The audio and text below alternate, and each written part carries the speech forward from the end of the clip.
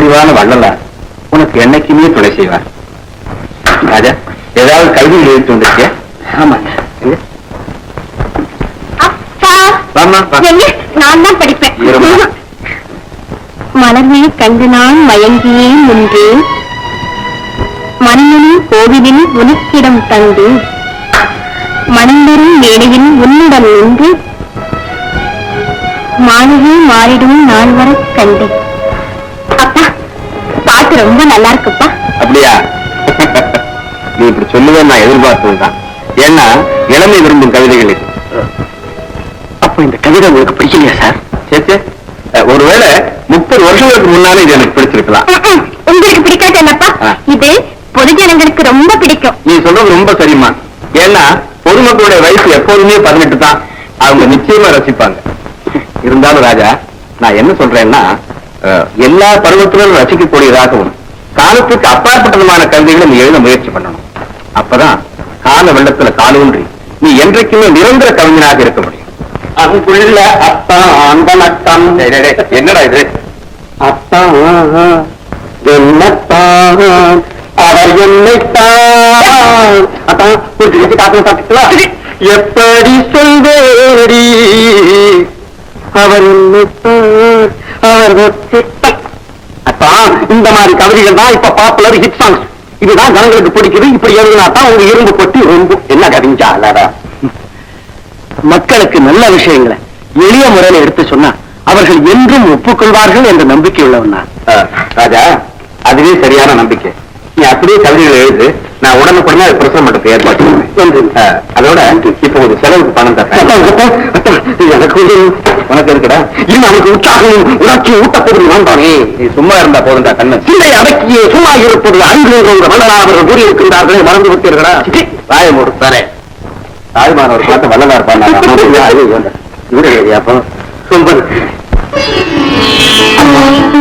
என்னுடைய கவிதைகள் எல்லாம் ராமலிங்க அச்சிட போற.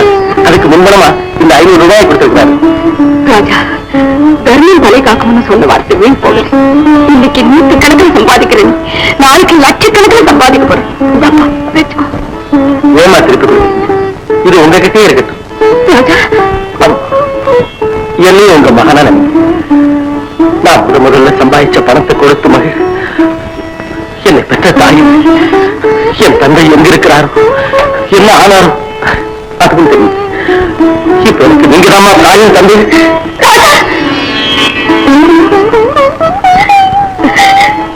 ராஜா, சாப்பிடுவாப்பா. ஏம்மா, நீ என்னை கண்டுபிடிக்க முடியாம பெரிய விளக்கம் போட்டாரு. இது எப்படிதான் உலகத்தை பத்தி கவிதை எழுத போறாரோ? பத்மா, துடுக்கு தளத்தை விட மாட்டேன். அந்த பிள்ளைக்காக வந்து என்ன நினைப்பான்?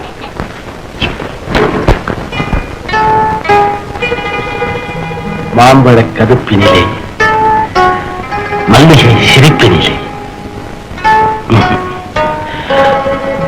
வானவெளியே உயர் உயர் மோனவெளியே. சரியில் பசியிலும் ஏழ்மையிலும் என் உள்ளத்தில் காதல் போல் பொங்கிய கவிதை புனல் வாழ்வும் வசதியும் ஏற்பட்ட பிறகு மறந்துவிட்டது.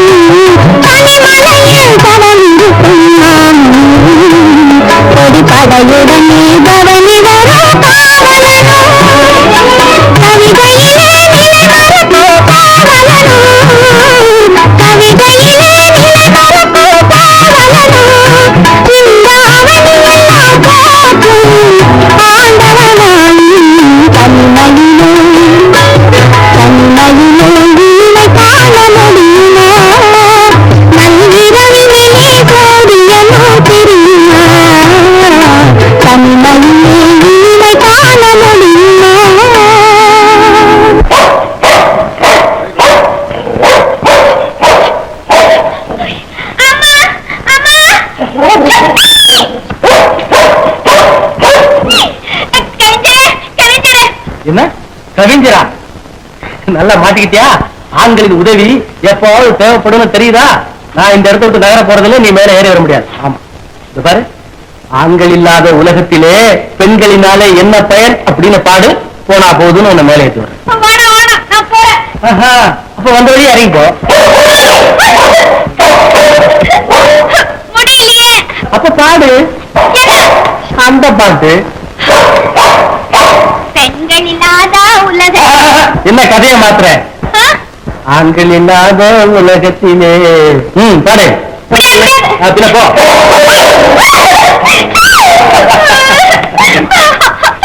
ஆண்கள் இல்லாத உலகத்திலே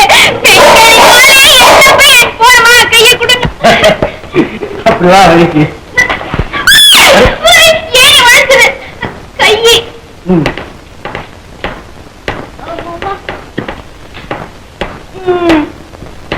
இருங்க வர. மெதுவா மெதுவா மெதுவா.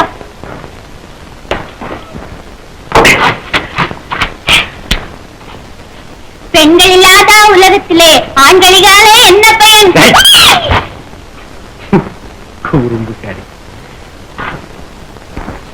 இளம் பெண்ணிடம் ஒம்பு செய்த மோகன் என்பவரின் மூக்கு உடைந்தது. அடப்பாவி, உன் பல்ல எல்லாம் அடிச்சிருக்கணும். முதல்ல வாயை அடக்கணும். ஆமாமா, காலங்காலத்தில் ஆரம்பிச்சுட்டியா? ஆமா. பத்மா, ராத்திரி பூரா அந்த புள்ள கண்டுபிடிச்சு ஏதோ எழுதிட்டு இருந்தா. அப்படியா? எனக்கு தெரியாது. இன்னும் எழுந்திருக்கிற போல் இருக்கு. கொண்டு போய் காசு கொடுத்துக்கலாமா? காப்பியா? ஏமா அந்த பிள்ளை கொடுக்குற, இந்த பிள்ளைய சாப்பிட்டுறேனே. போச்சுக்காது, போய் குடிச்சிட்டு வர.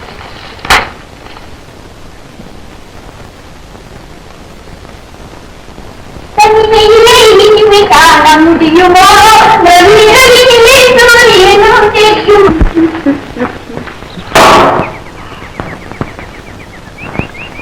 கண்ணில் நடுமேலே ஆடும் சிலை போலே பூமி மலசூழ பூங்கி வரும் காவேரி.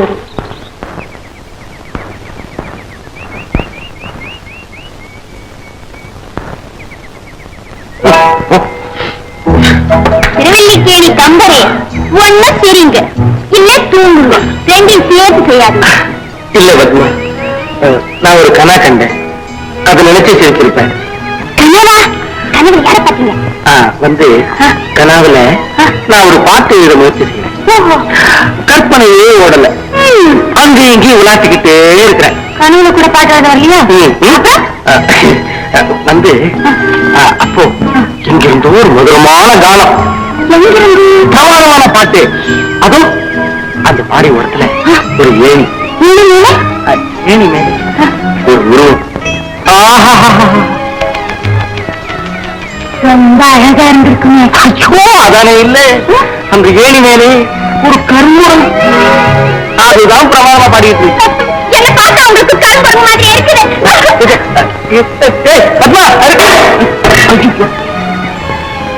காப்பி மில்ல குடிச்சிட்டு குடிச்சது. கத்த நெஞ்சில் கலை மறந்தாலும் கண்கள் என் திமைப்பது மறந்தாலும் நத்தவத்தவர் ஒளிர்ந்தோங்கும் நமசிவாயத்தை நான் மறவேன், நமசிவாயத்தை நான் மறவேன். அப்படின்னு என்ன மறந்துடுவீங்களாப்பா? நல்ல விளையாட்டு பிள்ளைமா, உன்னை மறக்கிறதா நான் இவ்வளவு நாளா உயிரோடு இருக்க வேண்டாமே. ஆமா, என்ன ஆச்சரியமா இருக்கு, வழக்கம் போல ரெட்ட பின்னலை காணும், பைஜாமாவை காணும், அழகா குளிச்சுட்டு கூட்டிட்டு வந்துட்டியே. பால் போச்சிருக்க ஜீன்ஸ் போச்சிரு போட சாட்டம் போச்சிரு அவரங்கம் அவரங்கம். அத்தா, இந்த மாற்றத்துக்கு நான் காரணம் யார் தெரியுமா? நம்ம கவிஞர் ராஜா, அதாவது மேல்நாட்டு பெரிய வீராக சொல்லியிருக்கான், 10,000 புத்தகம் சாதிக்க முடியாதத ஒரு புன்சிரிப்பு சாதிக்க முடியும்னு சொல்லியிருக்கான். அந்த புன்சிரிப்பு தான் நம்ம கவிஞர் ராஜாவின் புன்சிரிப்பு. அவரங்கம் இன்னைக்கு காலையிலேயே ஆரம்பமாயிருக்கிறேப்பா. கவிதை தொகுப்புக்கு பாட்டுகள் எழுதியிருக்கிறேன். அப்படியா? ஆமா. எங்க எங்க கொண்டு பார்க்கலாம்.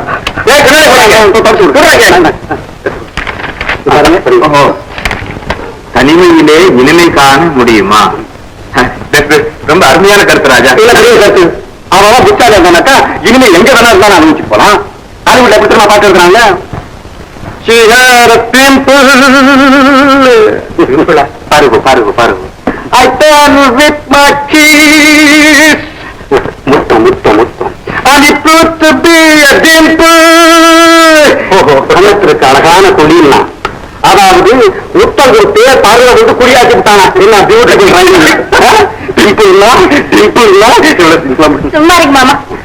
ஏன் மிஸ்டர் ராஜா இந்த கவிதை தொகுப்புக்கு என்ன பெயர் வைக்க போறீங்க? இந்த கவிதை தொகுப்புல நம்முடைய தமிழ்நாட்டின் ஜீவநதி காவிரியின் பெருமைகளை பற்றி எழுதியிருக்கிறேன். அதனால இதுக்கு ஆடிப்பெருக்குன்னு பெயர் வைக்கலாம்னு இருக்கிறேன். ஆடிப்பெருக்கு. சரி, ரொம்ப பொருத்தமான பெயரப்பா. ராஜா, காவேரி ஆற்று பெருக்கு போல உன்னுடைய வாழ்வு பெருகணும், பேர் பெருகணும், புகழ் பெருகணும். இதுக்கெல்லாம் இந்த ராமலிங்க அருள் செய்யணும். நான் உடனே இந்த கவிதை தொகுப்பு வெளிவரத்துக்கு வேண்டிய எல்லாம் ஏற்பாடு செய்யறேன். ரொம்ப நன்றிங்க. நம்ம மேனேஜர்கிட்ட போய் சொன்னாங்க இந்த கவிதை தொகுப்பு உடனே வெளிவரத்துக்கு வேண்டிய ஏற்பாடு செய்யணும்னு சொல்லுங்க. அவ்வளவுதானே அத்தான். என்னுடைய திறமை பத்தி இப்ப தெரியாது உங்களுக்கு. ஆடிப்பருக்கு விற்பனைக்கு அப்புறம் தான் நான் யாரும் தெரியும். இந்து தினமணி சுரேஷ் ஆனந்த தினத்தந்தி குமுதன் ஆடிப்பெருக்கு.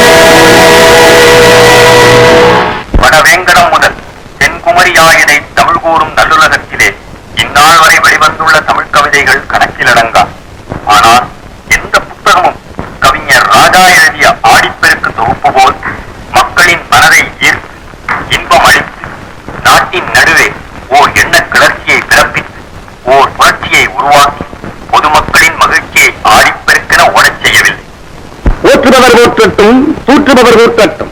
ஆடிப்பெருக்கின் பிரதிகள் வெள்ளமாய் ஓடி மக்களை அடைய உதவி செய்த உத்தமனை இந்த வெற்றி வேளையில் எல்லோரும் மறந்துவிட்டனர். அவர்களை சொல்லி குற்றமில்லை. அது தமிழ்நாட்டின் தனிப்பெரும் சிறப்பு. அபிஷேகத்தென்று கோபுரம் கட்டிய சிப்பியை அணைக்க மறப்பதுதானே நம் தமிழ்நாட்டின் நல்ல வழக்கம். நீதானா? ராமலிங்கம். நான் யாரும் என்னமோ திகைச்சிட்டேன். திகைச்ச வைக்கிறதான என்னுடைய வேலை. விமர்சனம் பண்ணமுன்னா மறந்துட்டான்னா இது எல்லாரும் மறந்துட்டா அப்புறம் எப்படி? பிளீஸ் மிஸ், யார் சொல்லக்கூடாதா? யார் மறந்தாலும் நீ செய்த உதவியை நான் மறக்கலப்பா. புஸ்தகங்கள் எல்லாம் கையில எடுத்துக்கிட்டு பீச்லயும் பார்க்லயும் பிளாக் பார்க்லயும் ஆமாப்பா எல்லா இடங்களுக்கு நீ போய் ஆடி பாடி பிரச்சாரம் செய்யறதை நான் மறக்க முடியுமா? அப்படியா? உன் வாழ்க்கையில உருப்படியா நீ செய்யற முதல் காரியம் இதுதான்டா. இதுக்கு முன்னாடி ஒரு நல்ல காரியம் நடந்திருக்கு. அது என்ன? நான் உங்களுக்கு மக்கள் பிறந்தது அந்த பாவத்துக்காக ராமலிங்கத்துக்கு நான் சோப்பு கரணம்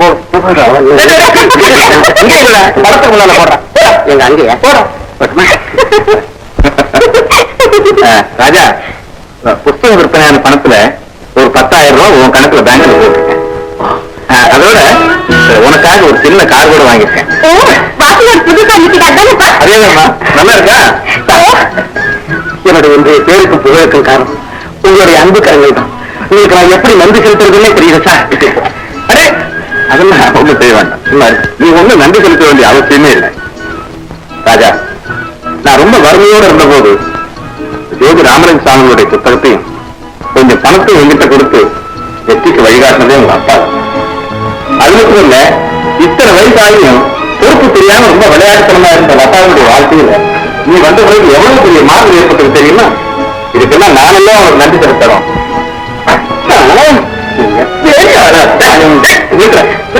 அதான் நம்ம ராஜாவை கம்மியாக நடத்துவீங்க.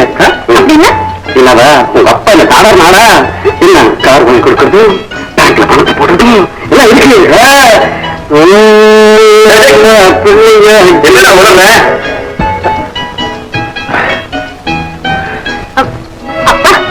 மிஸ்டர் ராஜாவின் முதல் வெற்றியை குறித்து ஒரு பெரிய பாராட்டு விழா நடத்தணும்பா. நான் ஒரு சாதாரண எழுத்தாளர். இந்த விழா விளம்பரம் இதெல்லாம் எனக்கு பிடிக்காது சார். உங்களுக்காக இல்லாட்டாலும் எனக்காக நடத்தித்தான் தீரணும். Very good, very good. இத்தனை உடனே செய், எல்லாம் ஏற்பாடு செய்யணும். சரி சும்மா கேட்ட பணம் வாங்குறேன். அப்பா எனக்கு மியூசிக் ஸ்கூலுக்கு டைம் ஆயிடுச்சுப்பா. சரிம்மா. மிஸ்டர் ராஜா, உங்க புது கார்ல என்ன அழைச்சிட்டு போறீங்க? என்னப்பா தயங்குற? இங்க பாரு, நான் எப்ப புது கார் வாங்கினாலும் நம்ம லதாவை தான் முதல்ல அழைச்சிட்டு போற பழக்கம். அதுக்கு இருக்காதுப்பா, அதுக்கு சொல்றேன். சும்மா அழைச்சிட்டு போ.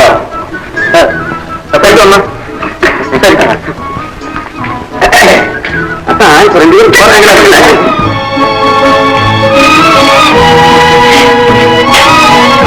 உட்காருங்க. தேங்க்யூ.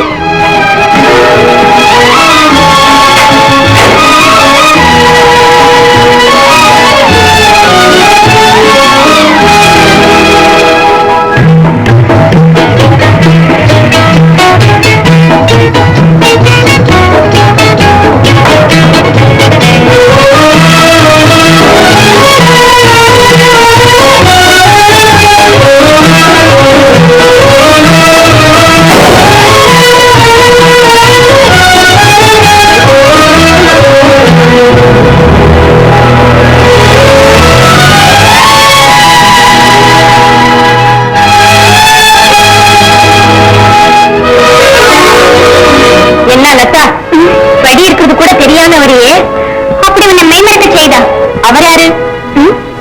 அவரா?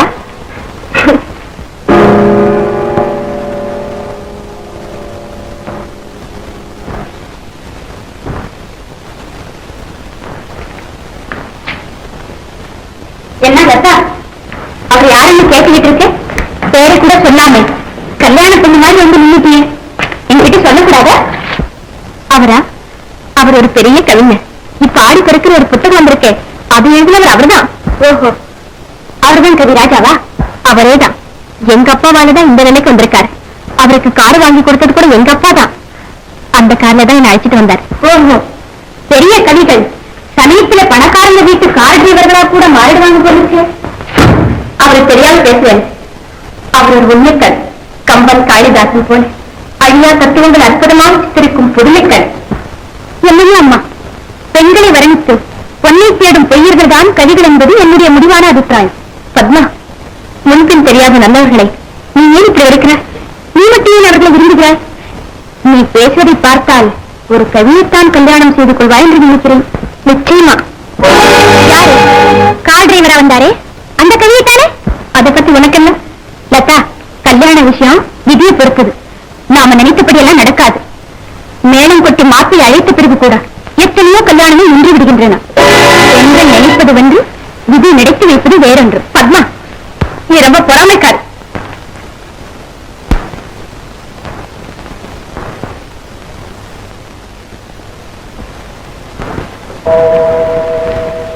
அவள் சொன்னது உண்மைதான். லதாவையும் ராஜாவையும் சேர்த்து நினைக்கும் போது என் மனைவி ஏன் பொறாமைப்பட வேண்டும்?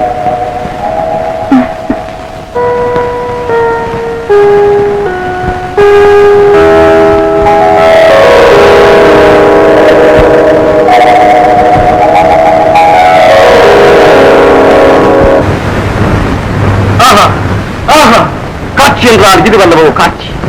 பேசாத ஓவியனே, பேசும் ஓவியம் நானும் என் தங்கமும் என்றுதான் இந்நிலையில் இருக்கப் போகின்றோமோ?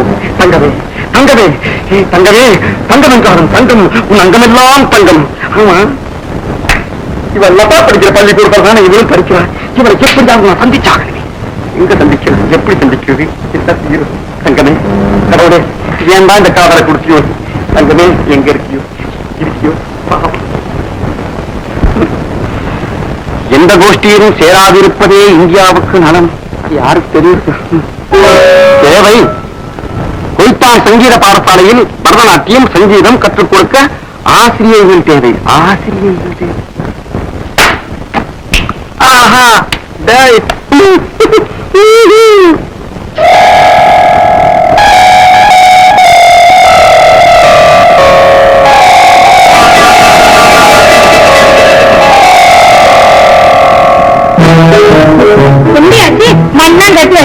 என்னென்னமோ கேள்வி எல்லாம் பேசுறான் அந்த பிரின்சிபல். சம்பளத்துல ₹1 கூட சேர்த்து கொடுக்க மாட்டான். கல்ச்சர போகும், பாடையில போகும், தண்ணி போகிற நீ சரி.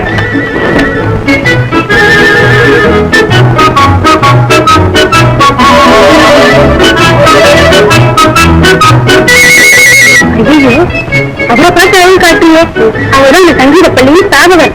அவர் நினைச்சா வேலை கிடைக்கும், இல்ல வேலையே போயிடும். அவரு பேரு என்ன? சலவள கொய்த்தாம்பிள்ளை. யாரம்மா இங்க கிளாஸ்ல?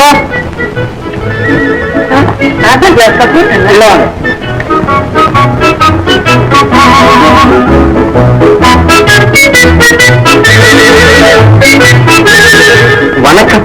ஓ, நீங்க தானே உங்க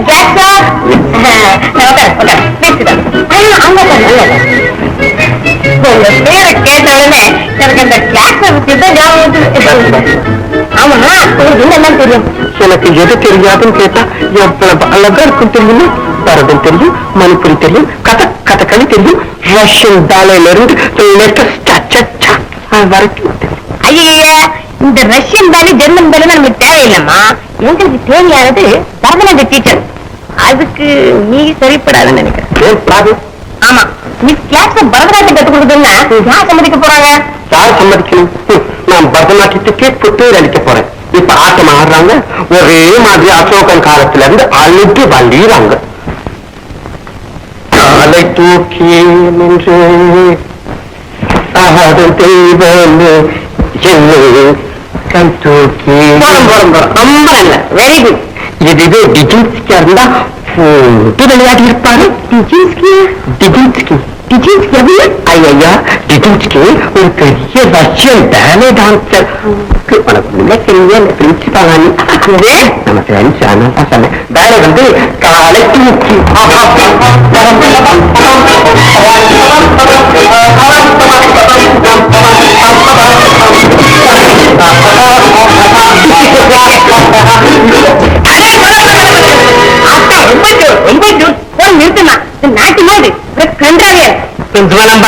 இந்த அம்மாவுக்கு அந்த வாத்தியார் வேலை கட்டாயம் கொடுத்துதான் ஆகும். எவ்வளவு சம்பளம் கேட்டாலும் சரி. Thank you mister. ஸ்டூடெண்ட்ஸ்க்கு என்ன வேலை? தங்கம் வெளியே போ. பிள்ளை, இவருங்க நான் தான் இந்த ஸ்கூலுக்கு பிரின்சிபல். எல்லாரும் நான் சொன்னபடி கேட்டுதான் ஆகணும். ஏன் என்ன அப்படி பாக்குறேன்? நான் தான் உங்க புது டீச்சர். என் பேரு செனிட்டர் கிளாட்ஸ்கா. ஆமாம் டீச்சர், நீங்க என்ன லெசன் டீச் பண்ண போறீங்க? எல்லா லெசனும் டீச் பண்ணுவேன். எல்லா பாடமும் போடணும். நல்ல பாடமா போடணும். என்னெல்லாம் தெரியுமா செய்த? 1 and 2 and I love you, I love you, I love you. Let's play the game of love. Sundaram, இத பாரு, உனக்குன்னு ஒரு டெர்லின் ஷர்ட், பேண்ட், அம்மாவுக்கு பறவை எல்லாம் வாங்கிட்டு வந்துருக்கிறேன். எதுக்கப்பா? ஆசையோட வாங்கிட்டு வந்திருக்கிறேன். எதுக்கப்பான்னு கேக்குறீங்க? எனக்கு என்ன அப்பா அம்மா அண்ணன் தம்பின்னு தனியா இருக்காங்களா? நீங்க தானே எனக்கு எல்லாம். ஏமா இருக்கீங்க? சோகமே நிறைஞ்ச என் வாழ்க்கையில இன்னைக்குதான் ஆழ்ந்த கண்ணீர் வடிக்கிறேன். நீ வாழ்க்கையில முன்னேறணும், அதுவே எங்களுக்கு பெரிய அன்படி. ஆபீஸ் நேரமாகுது, நான் வர்றேன். ராஜா, அவங்க அந்தஸ்துக்கு தகுந்தபடி வாழணும். இப்போ உன் நிலை உயர்ந்திருக்கப்பா. இனிமே நீ இந்த வீட்டுல இருக்கிறது உன் அந்தஸ்துக்கு எப்படி இருக்கும்னுதான். அம்மா, தாய்முகம் பார்த்தியாதவன் தான், தந்தை முகமும் மறந்துவிட்டான். இப்ப எனக்கு இருக்கிற உறவெல்லாம் நீங்க தான். நீங்களே என்ன வெளியே போக சொல்றீங்களா? நான் அப்படி சொல்லல ராஜா. நீங்களே இருப்பா. நான் இந்த சந்தோஷத்துல எல்லாமே மறந்துட்டேன். எனக்கு காது கலவா இருக்கட்டேன்.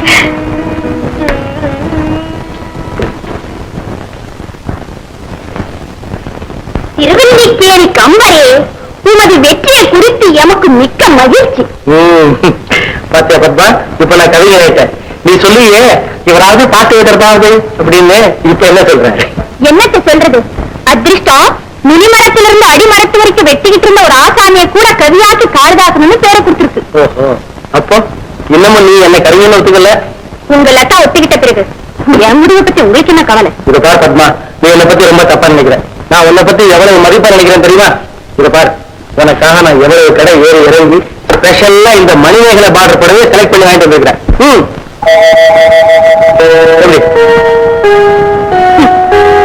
நான் வாழ பிறந்தவள். வாழ்க்கையின் இன்பங்களை பிறந்த பெண்ணின் பேரை கொண்ட இந்த சேலை எனக்கு வேண்டாம். அதுக்கு என்ன சம்பந்தம் பத்மா? நான் உனக்காக எவ்வளவு ஆசையோட இதை வாங்கிட்டு வந்திருக்கேன். இப்ப நான் என்ன செய்யறது? உங்க லதாவை கொடுங்களே. பாத்தியா பத்மா? பத்மா, நீ எப்ப வந்த? இப்பதான். இதெல்லாம் கொண்டு போய் உள்ள வைமா. இதை உன் பெட்டியில வச்சுக்க பத்மா. இந்த சந்தோஷத்தை எல்லாம் பார்க்க கொடுத்து வைக்காது உங்க அப்பா எங்க இருக்காரு? ஐயா ஐயா, இன்னைக்கு ஐயா இந்த கடலை கூட்டம். சென்னையிலிருந்து கவிதை புத்தகம் வந்திருக்கிறது. ஆடிப்பெருக்கு என்ற பெயர். இலங்கையில தமிழ் கவிதைக்கு இவ்வளவு செல்வாக்கா? கவிஞர் ராஜா இருக்கிற புத்தகத்திற்கு தமிழ் பேச்சு தெரிந்த எல்லா ஊர்களிலும் பெரிய புகழ். ராஜா? ஆமையா, வள்ளல் கிருஷ்ணனுடைய மகன். ஐயா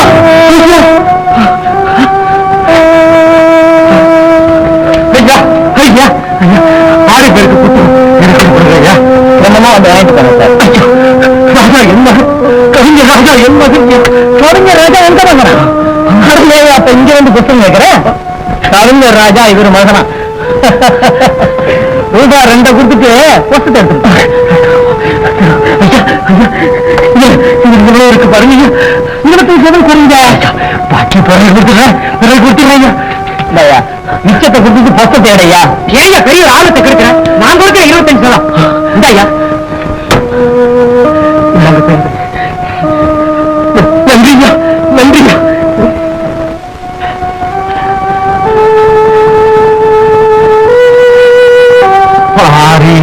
மேலாக மாறியும் வழங்கி என் தந்தை வள்ளல் கிருஷ்ணன் அவர்களுக்கு சமர்ப்பணம்.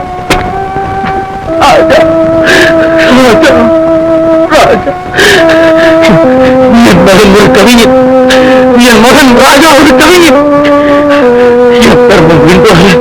என் தர்மம் விண்பாக ராஜா.